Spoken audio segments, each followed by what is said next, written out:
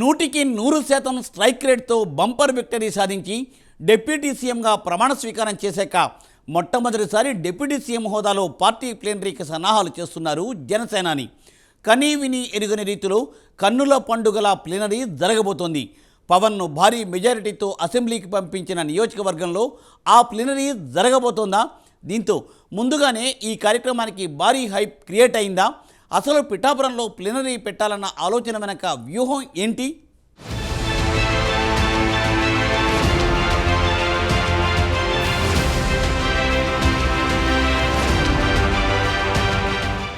AP రాజకీయ చదరంగంలో Janasena rocket వేగంతో దూసుకుపోతోంది. ఇప్పటికే సార్వత్రిక ఎన్నికల్లో పోటీ చేసిన అన్ని స్థానాల్లో విజయం సాధించి దేశ రాజకీయాల్లో రికార్డులకి ఎక్కింది ఆ పార్టీ. అయితే క్షేత్రస్థాయిలో ఇంకా బలం పెంచుకునేందుకు జనసేన పావులు కదుపుతోంది. ఆ దిశగా ఇప్పటికే అడుగులు వేస్తోంది. వచ్చే ఎన్నికల నాటికి ఇంతకు 4-5 రెట్లు బలం పెంచుకునే దిశగా వ్యూహాలు రచిస్తోంది. తదుపరి ఎన్నికల నాటికి కూటమిలో పోటీ చేసినా, ఒంటరిగా పోటీ చేసినా జనసేన సీట్ల సంఖ్య పెరగడం ఖాయం. ప్రస్తుతం జనసేనకు 21 మంది ఎమ్మెల్యేలు ఉండగా రాష్ట్రంలోని మిగతా నియోజకవర్గాల్లో కూడా పార్టీ బలపడేలా చర్యలు తీసుకుంటున్నారు పవన్ కళ్యాణ్. మిగతా జిల్లాలతో పోలిస్తే గోదావరి జిల్లాలో జనసేనకు బలం ఎక్కువ. అలాగే ఉత్తరాంధ్రలో కూడా జనసేనకు పెద్ద ఎత్తున ఆదరణ ఉంది. అయితే గోదావరి జిల్లాలను పూర్తిగా జనసేన అడ్డాగా మార్చేందుకు పవన్ వ్యూహాత్మకంగా అడుగులు వేస్తున్నట్లు రాజకీయ వర్గాల్లో చర్చ జరుగుతోంది. జనసేన ప్లీనరీని పిఠాపురంలో ఏర్పాటు చేయాలన్న ఆలోచన కూడా అందులో భాగమే అంటున్నారు. పిఠాపురంలో జనసేన ప్లీనరీ నిర్వహించడం ద్వారా ఆ ఇంపాక్ట్ ఉభయ గోదావరి జిల్లాల వ్యాప్తంగా పడడం ఖాయం. అంతేకాదు ఉత్తరాంధ్ర జిల్లాలకు కూడా ఆ ఎఫెక్ట్ తగులుతుంది. పార్టీని పూర్తి స్థాయిలో ఉభయ గోదావరి, ఉత్తరాంధ్ర జిల్లాల్లో విస్తరించి బలం పెంచేందుకు పవన్ కళ్యాణ్ తనదైన శైలిలో ముందుకు వెళుతున్నారు. ఇక ఈసారి జనసేన ప్లీనరీకి సంబంధించి సంచలనమైన నిర్ణయాలు ఉండబోతున్నాయని అంటున్నారు. అంతేకాదు చేరికలు కూడా పార్టీలో పెద్ద ఎత్తున ఉండబోతున్నాయట. ఇప్పటికే తటస్థంగా ఉన్న వారితో పాటు వైసీపీలో ఇబ్బందులు ఎదుర్కొంటున్న వారు మూకుమ్మడిగా జనసేనలో చేరాలని నిర్ణయం తీసుకున్నారట. ఎన్నికల తరువాత జరుగుతున్న ప్లీనరీ కావడంతో రాష్ట్ర వ్యాప్తంగా ఆ కార్యక్రమంపై ఫోకస్ ఉండడం సహజమే. దీంతో జనసేనలో చేరబోయే వారంతా ప్లీనరీ వేదికగా జనసేన కండువా కప్పుకోబోతున్నారని ప్రచారం జరుగుతోంది.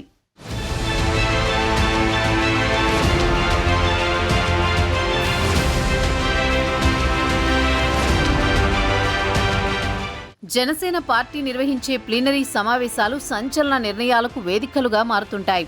గతంలో నిర్వహించిన ప్లీనరీ వేదికగానే టీడీపీ జనసేన పొత్తుని జనసేనాని పవన్ కళ్యాణ్ ప్రకటించిన సంగతి తెలిసిందే. ఆ పొత్తు ప్రకటన కార్యరూపం దాల్చడం జనసేన, టీడీపీ, బీజేపీ కూటమి 2024 ఎన్నికల్లో సంచలన విజయాన్ని అందుకోవడం తెలిసిన విషయాలే.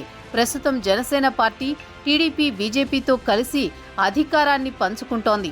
ఈ క్రమంలో జనసేనకి ప్లీనరీ సమావేశాలు అత్యంత కీలకం కాబోతున్నాయి. పార్టీని మరింత బలోపేతం చేసేందుకు ప్లీనరీ సమావేశాలు ఓ చక్కని వేదిక అని జనసేన శ్రేణులు అంటున్నాయి. రాష్ట్ర దశ దిశ మార్చేందుకు జనసేన అధినేత AP deputy CM Pawan Kalyan అలుపెరగని కృషి చేస్తున్నారంటున్న జనసేన వర్గాలు పిఠాపురంలో నిర్వహించే ప్లీనరీ వేదికగా జనసేనాని నుంచి మరిన్ని సంచలనాలని ఆశించొచ్చనే సంకేతాలు పంపుతున్నాయి. తనను గెలిపించిన పిఠాపురం నియోజకవర్గంలో ప్లీనరీ సమావేశం నిర్వహించడం ద్వారా పిఠాపురం నియోజకవర్గ ప్రజల మదిలో పవన్ కళ్యాణ్ తనదైన ముద్రని మరింత బలంగా వేయనున్నారు. మార్చి 12, 13, 14 తేదీల్లో ప్లీనరీ సమావేశాలు జరగనున్నాయి. 14న బహిరంగ సభ నిర్వహిస్తారు.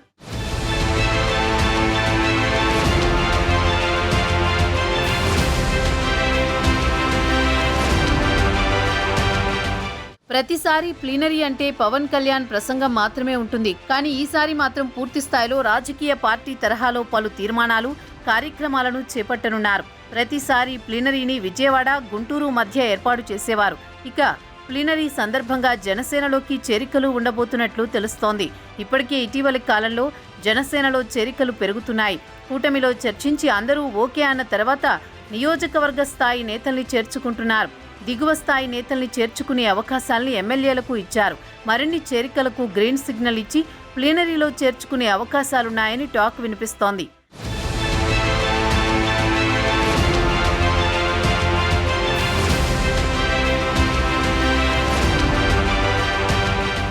ఏపీలో అధికారంలోకి వచ్చిన తర్వాత జనసేనను మరింత ప్రజల్లోకి తీసుకువెళ్లడం ఎలా అనే అంశంపై పార్టీ నేతలతో సమాలోచనలు జరుపుతున్న పవన్ కళ్యాణ్ ఇందుకు అవసరమైన అన్ని చర్యలు తీసుకుంటున్నారు.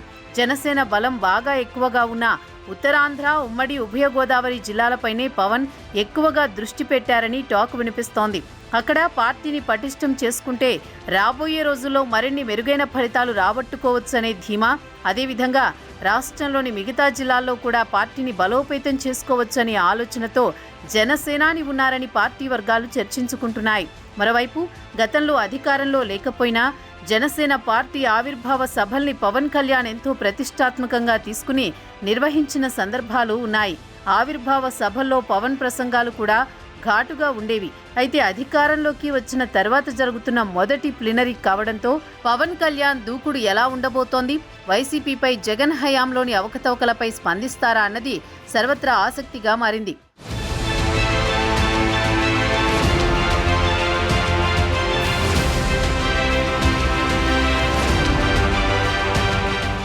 పార్టీ కార్యకర్తలు, అభిమానుల్లో మళ్లీ ఉత్సాహం నింపేందుకు పవన్ ప్లీనరీకి వాడుకునే అవకాశం ఉందనే చర్చ రాజకీయ వర్గాల్లో జరుగుతోంది.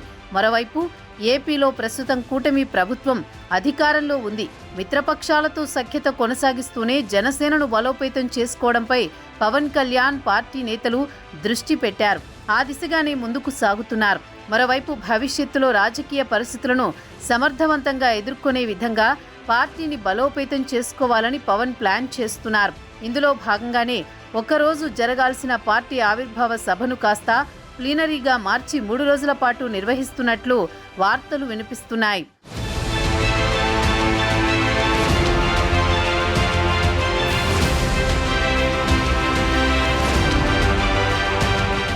ప్లీనరీని నభూతో న భవిష్యత్తు అన్నట్లుగా నిర్వహించాలని కూడా జనసేన నిర్ణయించింది.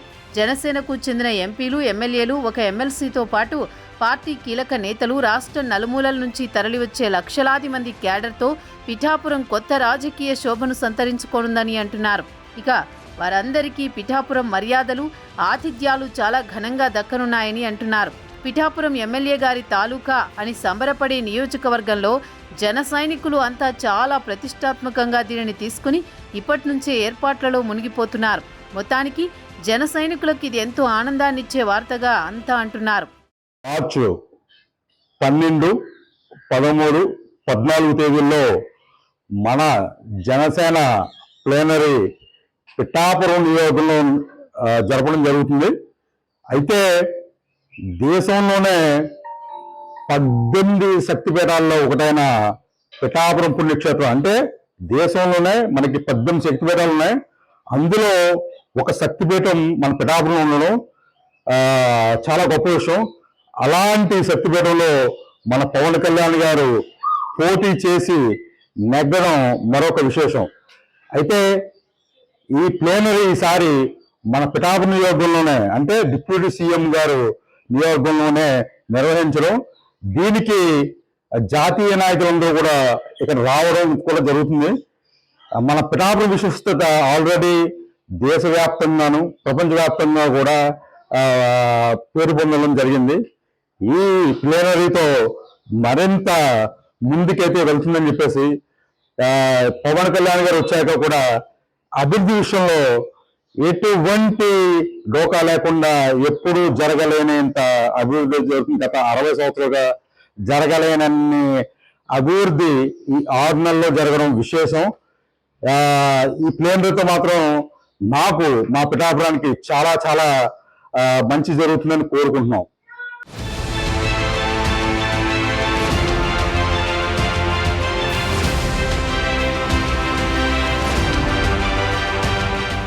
వైసీపీ ఘోరంగా ఓడిపోయినట్టు నుండి ఆ పార్టీలో నేతలు పక్కచూపులు చూస్తున్నారట.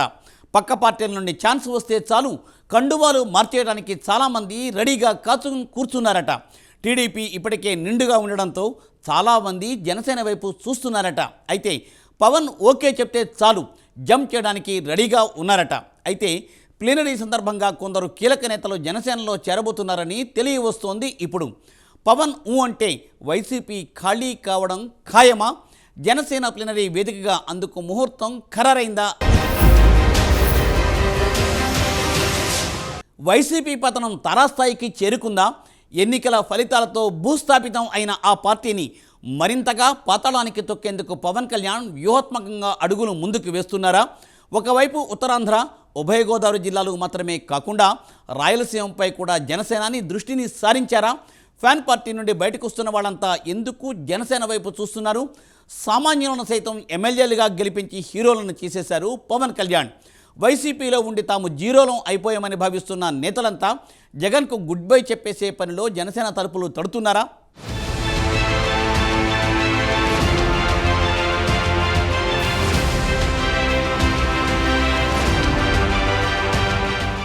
తెలుగునాట తిరుగులేని రాజకీయ శక్తిగా జనసేనను నిలిపారు పవన్. అనతి కాలంలోనే తిరుగులేని రాజకీయ శక్తిగా మారింది జనసేన. ఏపీలో తనకంటూ ప్రత్యేక గుర్తింపు సాధించింది. హేళన చేసిన వైసీపీకి రెట్టింపు సంఖ్యలో ఎమ్మెల్యే సీట్లను గెలుచుకుంది జనసేన. పవన్ కొట్టిన దెబ్బకు వైసీపీ ఒక్కసారిగా డైలమాలో పడిపోయింది. పవన్ కళ్యాణ్ను అసెంబ్లీ గేటు కూడా తాకనివ్వమంటూ శబదాలు చేసిన వైసీపీ జనసేనలో కనీసం సగం స్థానాలు కూడా గెలుచుకోలేకపోవడం దేశవ్యాప్తంగా చర్చనీయాంశమైంది. అయితే అధికారం పోయినా జగన్ తీరులో మార్పు రాలేదు. ఆయన వైఖరి మారలేదు. కనీసం అపాయింట్మెంట్ కూడా ఇవ్వడం లేదు. నేతలను కలవడం లేదు. ఇలాంటి కారణాలతో సీనియర్లు సైతం వైసీపీని వీడుతున్నట్లుగా రాజకీయ వర్గాల్లో ప్రచారం జరుగుతోంది. ఇప్పటికే చాలా మంది నేతలు కండువా మార్చేశారు. ఇంకొందరు అవకాశం కోసం ఎదురు చూస్తున్నారు. అయితే వైసీపీని వీడిపోతున్న వారంతా జనసేన వైపు చూస్తున్నారు.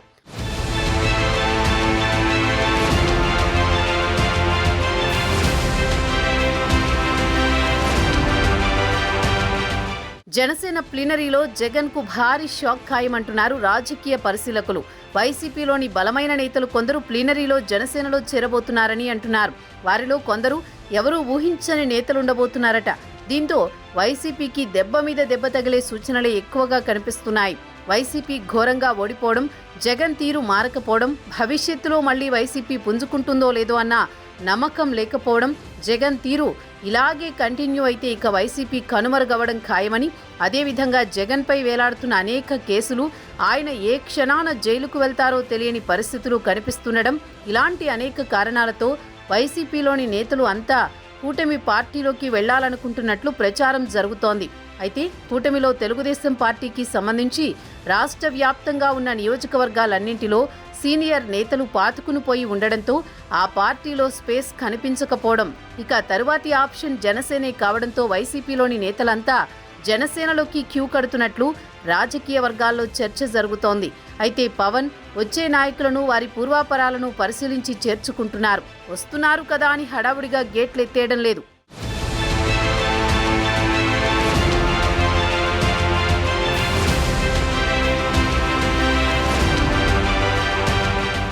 ఒకవైపు జనసేన జోరు పెరుగుతుంటే ఇంకోవైపు వైసీపీకి గడ్డు పరిస్థితులు కంటిన్యూ అవుతున్నాయి.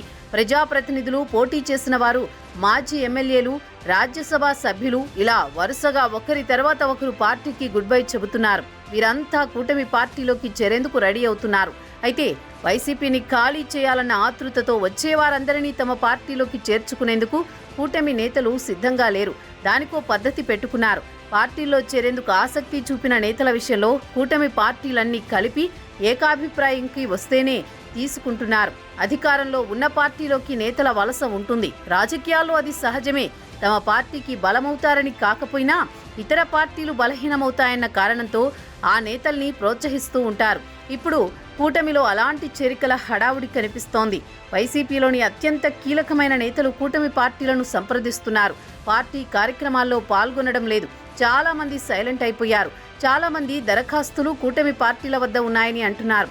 వాటిలో జనసేనకు సంబంధించి బ్యాక్గ్రౌండ్ బాగున్న కొందరు నేతలకు పవన్ ఓకే చెప్పారట. అయితే వారంతా ప్లీనరీ సందర్భంగా జనసేనలో చేరడానికి రంగం సిద్ధం చేసుకుంటున్నారట.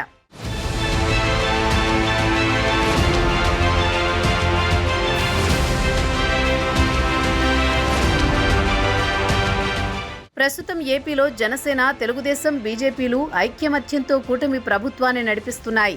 ఏ నిర్ణయం తీసుకున్నా మూడు పార్టీలు కలిసే తీసుకుంటున్నాయి. ఏ చిన్న డిస్టర్బెన్స్కు అవకాశం ఇవ్వకుండా అందరూ సమన్వయంతో కలిసి పనిచేస్తున్నారు. ఇంకోవైపు జగన్ మాత్రం అధికారంలో ఉన్నట్టుగా ఫీల్ అవుతున్నారని, గతంలో మాదిరిగానే ఆయన మాట తీరుగాని ప్రవర్తన గాని ఉందని, ఏమాత్రం మార్చుకున్న దాఖలా కనిపించడం లేదంటూ రాజకీయ వర్గాల్లో చర్చ జరుగుతోంది. ఇలాగే కంటిన్యూ అయితే పార్టీలో తాను ఒక్కడే మిగిలిపోవడం ఖాయమన్నది పొలిటికల్ సర్కిల్స్లో వినిపిస్తున్న టాక్. మరి ఇటువంటి క్లిష్ట పరిస్థితులను జగన్ ఎదుర్కోగలరా? పార్టీని బ్రతికించుకోగలరా? అసలు వైసీపీ ఫ్యూచర్ ఏమవుతుంది అన్నది తేలాల్సి ఉంది. మొత్తానికి పవన్ దెబ్బకు వైసీపీ అందనంత ఎత్తు నుంచి అధఃపాతాళానికి పడిపోతోందన్న టాక్ రాజకీయ వర్గాల్లో వ్యక్తమవుతోంది.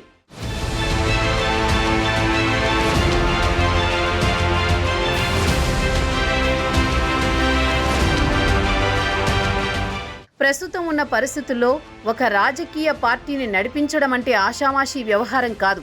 కానీ రెండు బలమైన పార్టీలున్న సమయంలో ధైర్యంగా ముందుకొచ్చి పార్టీని ప్రకటించారు పవన్. అందరి అంచనాలను తల్లకిందులు చేస్తూ పార్టీని నిలబెట్టారు. పవన్ పై నమ్మకం కుదిరిన నేతలు జనసేన కండువా కప్పుకుంటున్నారు. ముఖ్యంగా వైసీపీ నుంచి పవన్ అంటే గోడ దూకేయడానికి చాలా మంది నేతలు రెడీగా ఉన్నారట. మొత్తానికి జనసేన ప్లీనరీ వైసీపీ శిబిరంలో ఆందోళన రేపుతోంది. ఎంతమంది నేతలు జనసేనలో చేరబోతున్నారు అన్నది తేలాల్సి ఉంది.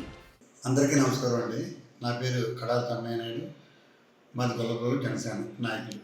మార్చి 14న జనసేన పార్టీ ఆవిర్భావ దినోత్సవం జరుపుకుంటున్న తరుణంలో మా పార్టీ అధ్యక్షులు, రాష్ట్ర ఉప ముఖ్యమంత్రి శ్రీ కొణిదెల పవన్ కళ్యాణ్ గారు పిఠాపురం ప్రజలను దృష్టిలో పెట్టుకుని, ఆయనకి ఇచ్చిన ఘన విజయాన్ని దృష్టిలో పెట్టుకుని పార్టీ ప్లీనరీ సమావేశాన్ని పిఠాపురం కాన్స్టిట్యూన్సీ జరుపుకోవాలని చెప్పి నిర్ణయించుకోవడం చాలా హర్షించదగ్గ విషయం. మేమందరం కూడా ఆయన కుటుంబ సభ్యులుగా చూడడం జరుగుతుంది.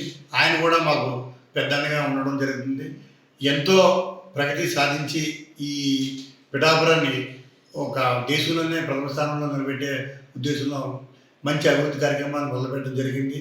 అవి ఎంతో ముందుకు వెళ్తున్న తరుణంలో ఈ ప్లీనరీ సమావేశం కూడా ఇక్కడ జరగడం పిఠాపురం అందరూ చేసుకున్న ఒక అదృష్టంగా భావిస్తున్నాం. మేమంతా కూడా ఈ ప్లీనరీకి మా సాయశక్తుల దాన్ని దేశంలోనే బాగా నిర్వహించిన విధంగా మేము సాయశక్తి కృషి చేస్తాం. మేము ఒక రెట్టించిన ఉత్సాహంతో 100కి 200% మేము కష్టపడి మా వచ్చిన అతిథులందరినీ కూడా మేము మర్యాదగా చూసి మేము సక్సెస్ చేస్తామని చెప్పి ఈ సందర్భంగా తెలియజేస్తున్నాను.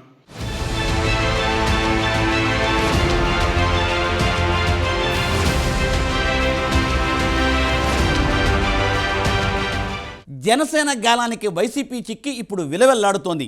జనసేన ప్లేనరీలో భారీ ఎత్తున జనసేన పార్టీలోకి వైసీపీ నాయకులు చేరనున్నారని సమాచారం.